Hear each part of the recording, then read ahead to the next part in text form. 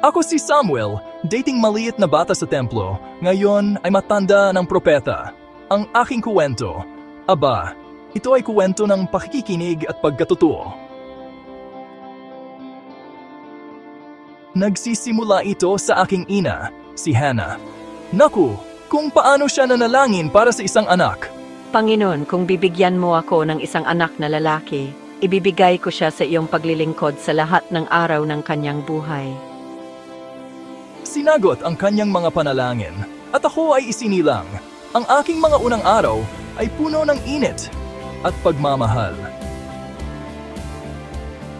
Ngunit tapat sa kanyang salita, dinala ako ng aking ina sa templo noong bata pa lamang ako. Ay, paalam, inay, ipamamalaki kita.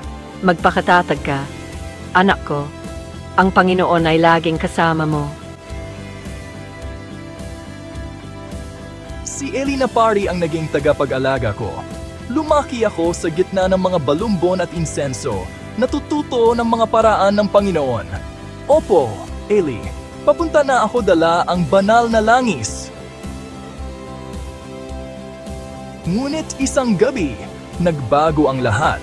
Narinig ko ang isang tinig na tumatawag sa dilim. Samuel, Samuel. Narito ako, Ellie. Tinawag mo ba ako? Hindi kita tinawag, anak ko. Bumalik ka at humiga.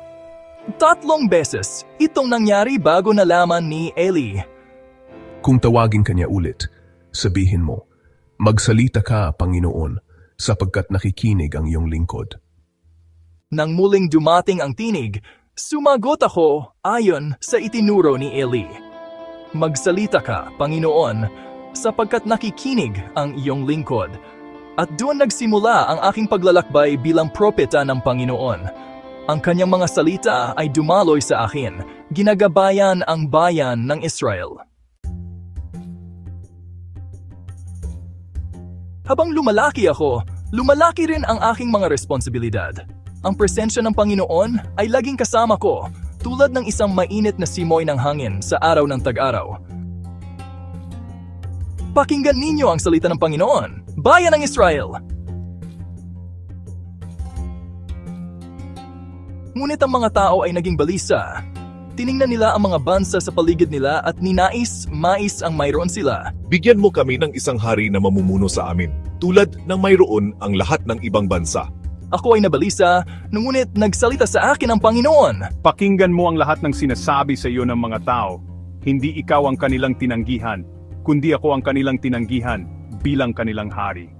Kaya inakay ako ng Panginoon kay Saul, isang matangkad at guwapong lalaki mula sa lipi ni Benjamin.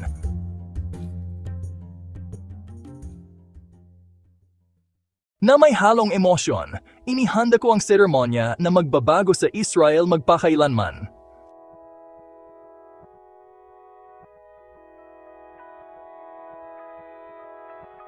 Sa pangalan ng Panginoon, pinahiran kita bilang hari sa Israel. Habang ibinubuhos ko ang langis sa ulo ni Saul, naramdaman ko ang bigat ng sandaling ito sa kasaysayan.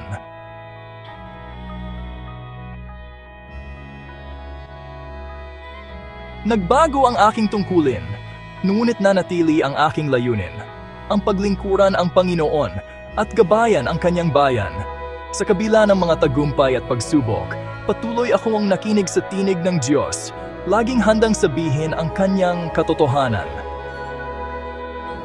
Ang aking buhay ay naging isang paglilingkod ng pakikinig sa tinig ng Diyos at paggabay sa kanyang bayan. Sa lahat ng nakarinig ng aking kwento, tandaan, tinatawag tayo ng Diyos. Kailangan lang nating makinig at sumunod.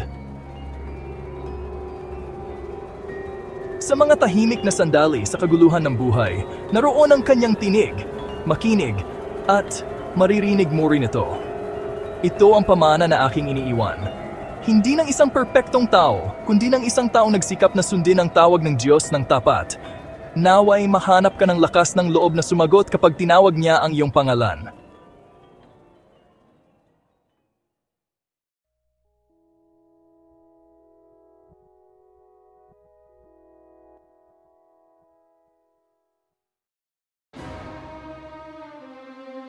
Naisip mo na ba kung ano ang mangyayari kung ang lahat ng tao sa mundo ay isang wika?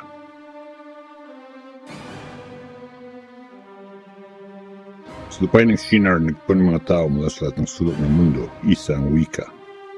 Tingnan mo, Ama, ang ating tore ay mas mataas pa sa mga ulap. Oh, anak, malapit song maabot ang kalangitan. Ngunit lumaki ang kanilang pagmamataas sa bawat batong inilatag nila. Sisikat tayo sa buong kasaysayan. Ang ating mga pangalan ay maaalala magpakailanman.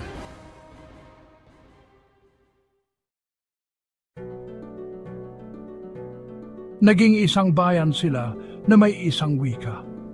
Ngayon, wala nang magiging imposible sa anumang balak nilang gawin.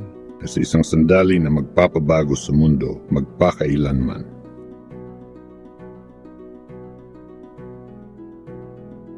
Ama, anong nangyayari? Hindi ko maintindihan ang sinasabi ng sinuman. Gribble, grabble, grew. Sa isang iglap, ang dating nagkakaisang tao ay nahati ng wika. Tiyan. Ano ang gagawin natin ngayon? Hindi kita maintindihan. Anong nangyayari? Habang nagtitipon ng mga pamilya ng mga naintindihan nila, nagsimula silang kumalat sa buong mundo. Saan pupunta ang lahat? Kailangan nating hanapin ang sarili nating daan ngayon, anak. At kaya ang malaking tore na iwang hindi natapos, isang patunay sa pagmamataas ng tao. Naiintindihan ko na ngayon. Ang ating mga pagkakaiba ay nagpapukod tangi sa atin. Narinig ko isang wika, muli nagbanang mula mo at mula sa isang bayan, nagmula ang iba't ibang kultura ng ating mundo.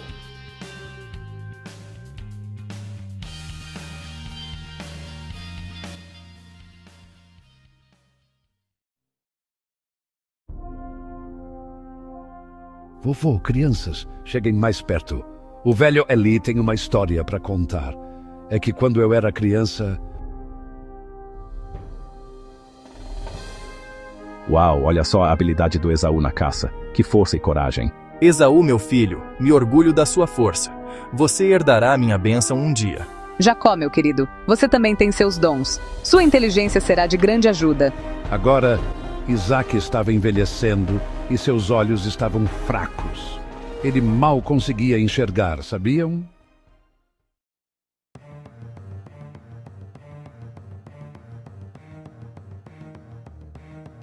Prepare-me uma refeição, meu filho. Depois que eu comer, eu lhe darei a minha bênção. Tom abafado. Jacó, rápido, precisamos agir agora. Vista essas peles de cabra. Mas, mãe, e se o pai descobrir nossa enganação? E assim Jacó foi até seu pai, fingindo ser Esaú. Quem é? Chegue mais perto, meu filho. Sou eu, pai. Seu primogênito, Esaú. A voz é de Jacó, mas as mãos são de Esaú. Você é mesmo meu filho Esaú? Então, receba minha bênção, meu filho. Que Deus te dê o orvalho do céu e a riqueza da terra. Naquele instante você acredita, o verdadeiro Esaú voltou. Pai, voltei com a sua comida. O quê? Quem é você? Eu sou Esaú, seu primogênito. Então quem estava aqui antes? Ah, o que eu fiz? E assim, crianças, Jacó recebeu a bênção que era para Esaú. Mas lembrem-se, a enganação muitas vezes leva a problemas.